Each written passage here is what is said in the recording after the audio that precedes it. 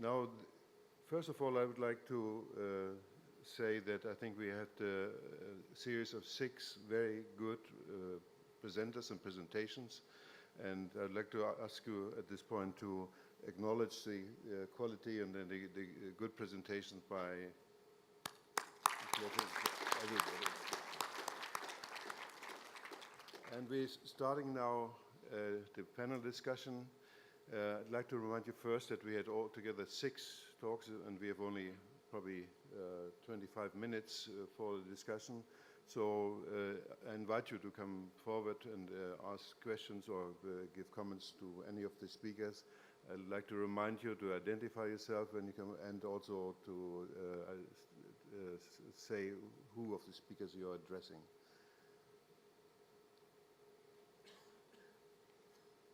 Yes, please. Hello, my name is Teun van Dille from the Netherlands, from the National Institute for Public Health in the Environment. My question is for Mr. Harrison. Thank you for a very nice presentation on the use of the effective dose. My question is not about the effective dose, but about the equivalent dose. You said that the new proposal is to discontinue the use of the equivalent dose as a protection quantity for deterministic effect. And as I understand it now, the radiation weighting factor which is in there is let's say, a relative measure of the damage that the incident particles leave behind. And if you step away from the equivalent dose, how are you going to deal with the damage? Because the absorbed dose is not yet a measure for the damage that is created by the radiation. So how are you going to deal with that then? Thank you. Well, the radiation weighting factors that are used apply to stochastic effects. I mean, in most cases for which we're setting those deterministic dose limits, the concern will be penetrating low LET radiations in any case. But if we were looking at high LET radiations, then the radiation weighting would be lower for deterministic effects than for stochastic effects. And we think that the limits are set such that the quantitative levels of those limits wouldn't need to be changed if you were considering absorbed dose in grey. So that's the situation. I mean, we need to look in a little bit more detail at particular issues such as irradiation of the lens of the eye, but that's what we think. Remember, this is just a proposal, and it's not endorsed in any way by ICRP. Thank you very much. May I just add, I don't think the proposal is to abandon the double sub-R. It's just the proposal is not to have a extra name for something which is in the part of the definition of effective dose. One doesn't need to have an extra name equivalent dose for that, because none of the limits refer to the equivalent dose of those organs which are specified for stochastic effects. I think that's what's behind it. François? My name is François Bochu from Switzerland. I really appreciated the proposition of the task group and also the modification of proposed by ICRU. And I have a question for Akira Endo. What will be the effect of your proposals if they are accepted on the manufacturers and the instrument? Will we all have to change the way our instruments are answering in low energy X-rays, for instance? Thank you very much. This is a very important point. And ICRU report committee 26 considered the following three points to create new system. The first is to simplify the system, because we now use two different dose system. One is defined by the ICR sphere and quality factor, and other is the human phantom and radiation weighting factor. And to simplify, the system is very important. And the second point is to apply to high all energy and all particles. And the third point, this is very important to minimize the impact of changes on the current radiation protection system. So this new proposal is revised and the conversion coefficient, but does not change reference field and calibration phantom and calibration procedure. So problem is just revise conversion coefficient. It will affect just conversion calibration factor of the instrument. So ICRU believes this new proposition, the effect of new proposition is not so significant. Well, I think the committee was right from the beginning aware that they wouldn't introduce changes just to for academic reasons, but for good practical reasons, and that there should be no big impact on the current use of dosimeters and the way they are calibrated. So I don't think there will be major differences.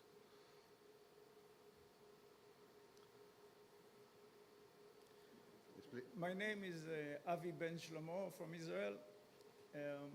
The ICRP had good dosimetry system to measure internal radiation dose and external radiation dose.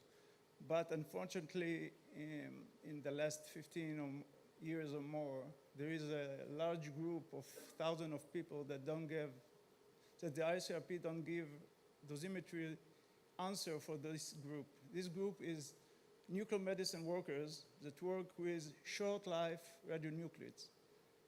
Those people don't give any chance to measure their internal dose. If they don't give any chance to be measurable in whole body contour, or their urine sample will never go to the lab that measure the internal dosimetry that they get, because it's decay. I speak about radionuclides with half-life of several hours and less, until it can reach to 20 or 10 minutes radionuclides that produce in nuclear medicine. Now, there is several works that combine the external dosimetry with internal dosimetry, and takes the external radiation dose of workers that get short-life radionuclides and try to assess in the workplace what is the absorption of their radionuclides into their body. I suggest that the committee will consider to establish such a set of factors that could be combined and combine the internal dosimetry by simple measures in the workplace that could measure external dose. Thank you. Hans, I can. Anybody? Yeah. I think that's an excellent suggestion. The Centers for Disease Control in the U.S. is the agency that would respond to, say, a dirty bomb accident. And we had done some work along with Nolan Hertel at Georgia Tech in Atlanta to use our computational phantoms as simulated contaminated individuals. We used ICRP biokinetic models. You would have to know what the radionuclide was in the time since intake, and then we modeled the external gamma field and modeled ion chambers in GM counters. So essentially you had a measurement of external count rate and would essentially a conversion coefficient to effective dose. So this was used for radiological triage following a dirty bomb. That process could easily be done for very short half-life radiopharmaceuticals used in nuclear medicine. So I think in committee too, we'll seriously look at that. I think that was somewhat looked at by the environmental. That's also an opportunity to fold that into task group 90, and so we'll be having that discussion in committee too. Thank you. Thank you, Wes, for this answer. Christian? My name is Christian Straffer from Germany. You can imagine, I certainly, John, have very large question marks with respect to the effective dose. If I listen correctly and understand it correctly, the effective dose gets now more risk, not only related, but calculate the risk. And this was never the intention of effective dose. In ICRP 103, we have very clearly stated, more or less, it's forbidden to calculate risk in a certain situation on basis of the effective dose. And I think this is quite clear. We have said, if you want to calculate risk, we have to orient the sex, the age, and other factors. And therefore, effective dose was meant for compliance of dose limit. Let's go a bit back in history. Before effective dose, we had whole body dose as a dose limit and nothing else. And the reason for going into effective dose was that, especially after internal irradiation exposure with a radionuclide, you have very heterogeneous distribution of dose. One example, of course, is iodine, but also with the exposure from natural sources. And I think this was the main point at that time. Radon had no significance for the whole body dose. Therefore, effective dose was taken. But we always have said not to calculate risk. It's risk-oriented. It's a compliance for the dose limit. And of course, we are aware that the scientific basis has some question marks. And the question mark becomes tremendous if you use effective dose for the fetus. If you look at the fetus, the stochastic effects which you have after exposure of the fetus or the cancers which you see in children, it's leukemia and central nervous system cancers. And this is never mirrored by effective dose, especially as if you see that there is no bone marrow active during a very large part of the prenatal development. It's the liver. So I can't understand to use effective dose for the fetus. Everybody who knows a bit about developmental processes will only shake the head. So certainly effective dose is very important, very useful, but it's not for calculation of risk. This is a completely different point, and it is risk-oriented, risk-related, and if we use the fixed weighting factors, you cannot calculate risk on that basis.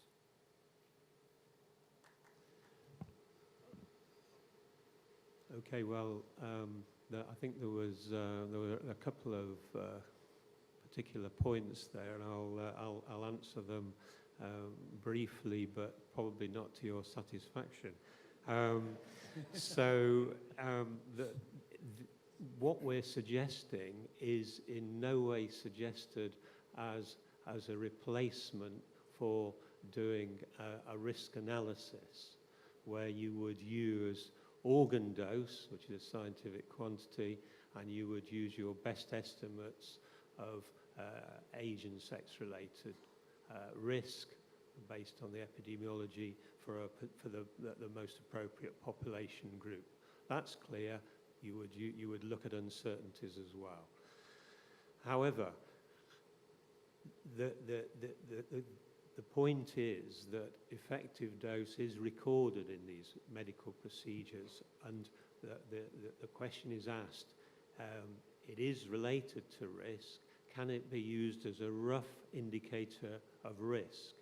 And the sorts of calculations that you do suggest that it can, with quite substantial caveats. And you were linking it through there to the fetus, I think, and that would certainly be one of the issues. You would definitely not use it in those sorts of circumstances. You wouldn't use it, for example, if you were considering mammography, where you would look at the dose to the breast tissue. But under particular defined circumstances, and depending on the dose, it can be used, and people do. I mean, we all do it, don't we? You can use it as a rough estimate of risk. To put what you have to be careful then is that you don't believe too much in the number that you have calculated, because of the increasing uncertainties as you go to lower doses. So that's the first point. The second point was about effective dose to the fetus. And it has to be said, Christian, that I think you were chairman of Committee 2 when we put through some of the work on effective dose, including effective dose to the fetus. And said there are no weighting factors for the fetus. And I think I still agree with that. And it is true to say that you've written an article on that very topic where you say, actually, this is the best we can do because we've got no weighting factors for the fetus.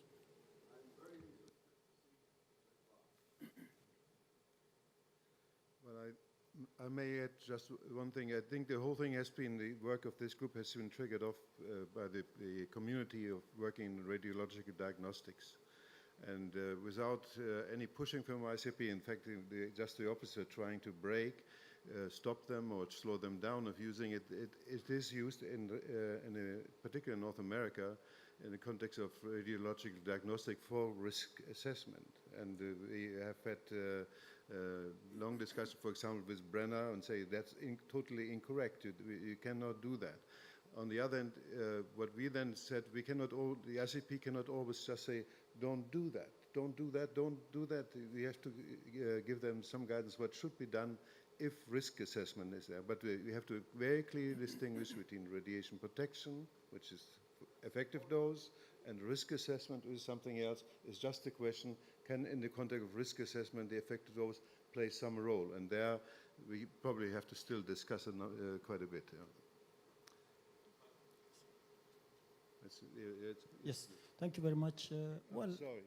Thank you for all the speakers. It was a very interesting evening and we learned a lot. I have a comment to Dr. Harrison and maybe to others. You see, we are measuring individual doses externally and internally. And we already have a lot of uncertainties in the measurements. We all know that, what we have. Then we have quality factor, we have RBE, we have radiation weighting factors, which all have their own uncertainties, again, as we know. Based on that, we come and we calculate equivalent dose. And then we calculate effective dose. And based on all those we added, we come to a value of individual dose. This individual dose, I still do not know what would be the uncertainties on that and the confidence level, that we get at the end. And based on this, we will do epidemiological studies of a large group. That is what is being done. Just a moment. That is what is being done in different countries. And then with all these risks, with all these values, we come to a risk from epidemiological studies. I quite agree with you, and also I sympathize with the comment with Dr. Scheffer, but I like to say that you are doing something in the right direction. We have to think overall in the radiation protection system and the quantities that we are using, because as we understand, there are so many uncertainties in these areas, and we have to be very careful. So what I'm recommending, or what I'm suggesting is, or what my question is, how valid we can rely on these quantities that we are using at the end, and how we can answer to the questions of students that they have so many questions in their minds when we talk in the class on so many percentages. Thank you. Who wants to answer to that? Well, I'll say something, then perhaps others would wish to add. But one particular point is that effective dose, of course, doesn't belong to the individual. It's calculated for reference phantom. So it really is the dose that would be received by a sex-averaged reference phantom under the circumstances of exposure of perhaps an individual in occupational exposure or whatever. Now, of course, there are uncertainties associated with that, and in some cases you might wish to have some idea of what the uncertainties might be. But the way the system of protection operates, as Francois said, we publish dose coefficients as single point values for use in protection. And in all cases, we're talking about setting of constraints or reference levels and optimizing below. So that process continues irrespective of uncertainties around those values. And another point you made was about epidemiology. It should never be the case that these protection quantities are used in epidemiological studies where you need a scientific quantity organ dose in grey. Also, do you want to add anything? Just few other words about the range of uncertainty concerning internal dosimetry. I mean, that really depends on the situation. When you have a person who is contaminated, when you know the radionuclides, when you know the time of intake, when you know the pattern of intake, when you know the chemical form of the radionuclides, when you know everything, and when you are dealing with the radionuclide for which we have many human data, the uncertainty would be very low. But by contrast, if you deal with retrospective dose assessment, and if you need to calculate the dose to some people who was contaminated with an unknown form of radionuclide, when you do not have when he was contaminated. I mean, he can come to you weeks after contamination, or you can just discover by a medical measurement that he was contaminated, and you have no idea of when he was contaminated. In such a case, you can have a very high uncertainties.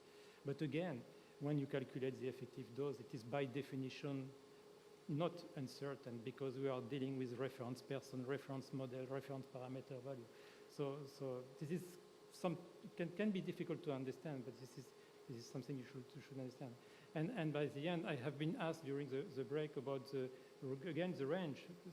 So we may have a factor 2 in some case. When you have absolutely no idea of what you are dealing with, and you may have a factor 2. It can be the case. Thank you, Francois. I think that's Chris in the dark. Yes, I'm in the dark. Thank you, Hans. Given the time of day, I'll keep my question short and pointed maybe, and Jean will be happy it's not directed to him. So for Dr. Endo, thank you very much for the discussion on the ICRU proposal to use Emacs as a basis for operational quantities, which seems very sensible. My question is that as presented, it's based on the reference adult male and female phantoms results. Has there been any discussion in ICRU whether it would be either appropriate or useful to look at results coming from the pediatric phantoms at some point as well?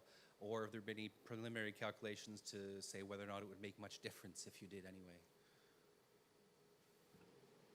Okay, at present, ICRU defined the operational quantity based on the maximum barrier of effective dose for the adult. And the reason is on dose is increased with decreasing the age. So in the radiation field, on dose become higher. The on dose of children become higher compared with the adult.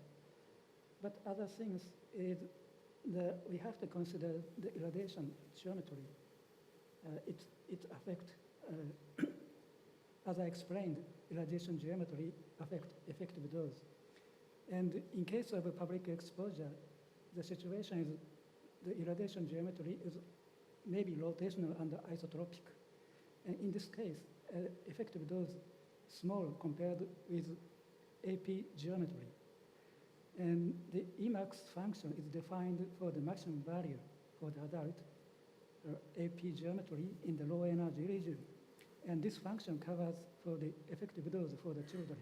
It gives a conservative or a reasonable estimate for the children. So I think the Emacs for the adult is sufficient for the protection of the children, I think.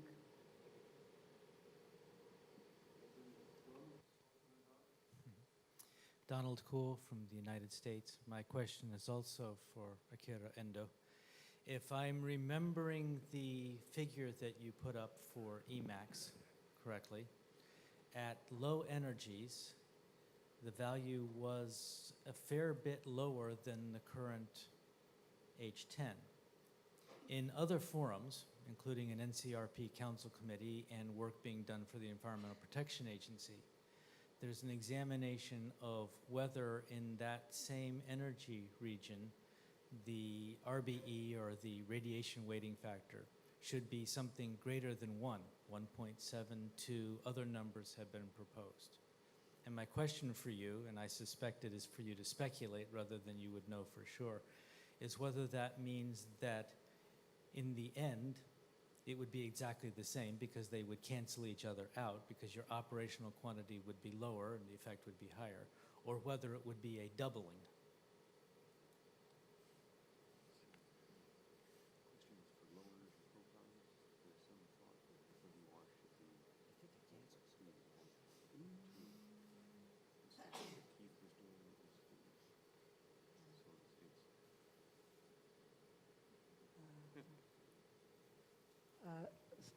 I'm sorry, I cannot answer your question at present. So I have exact information that you say. So I will try to discuss with you later. Don, this was the work that Keith Eckerman was doing for. Yes. Yeah. So there was a proposal to have essentially an energy-dependent WR for photons. Okay. I believe that is the last question we can take because I was asked to close promptly at 5 o'clock, which was 30 seconds ago. Thank you for the speaker. I'm Xiano from Han University. I have a short question to Dr. Paquet. Then, if we consider the uncertainty and variability for or a parameter in internal dosimetry, we can get some internal dose distribution, not a single value. So here's my question. How can you use this internal dose assessment? So for example, in ICRP publication 101, the representative value can be recommended using 95th percentile value. So how's your opinion? So how can we use internal dose distribution considering some uncertainty and variability of our parameter? When you are talking about internal dose distribution, are you talking about distribution of the Not a single radionuclide value. in the body? No, just if we consider uncertainty and variability of our parameters such as transfer rate or absorption rate and so on, so we can get internal dose distribution, not a single value. Francois, I believe that the question is you go through all the parameters of the biokinetic models, and right now you're using central estimates for each one, right, a reference value. You could look at the literature and ascribe a right. probability distribution for each parameter, and then you would use How random can you sampling. use that distribution? It's not done by ICRP, but it's a process that could be Yeah. done to get a realization of a distribution of doses, right? Yes, the parameter value are chosen as to be the central value. I mean, of the distribution. I'm not sure if I really understand and answer to your question, but when you have a set of different value with a great variability, the idea. But it's a problem of statistics. You choose just choose the central value to determine the central parameter. I think in accidental situation, which means it can be very high dose, then I think if we use just only central value or mean value, then it can be a little bit dangerous. So I think in this situation, we can use other percentile value other than central value. What we usually recommend is to use this model for determination of effective dose, which is to be used when you are well below the limit and for optimization. When you are dealing with some exposure situation where you have a risk of being exposed to a very high dose, we propose to forget the effective dose and to use the real parameter of the exposure of the body and so on. Because you know what I mean, because now you need to know the risk.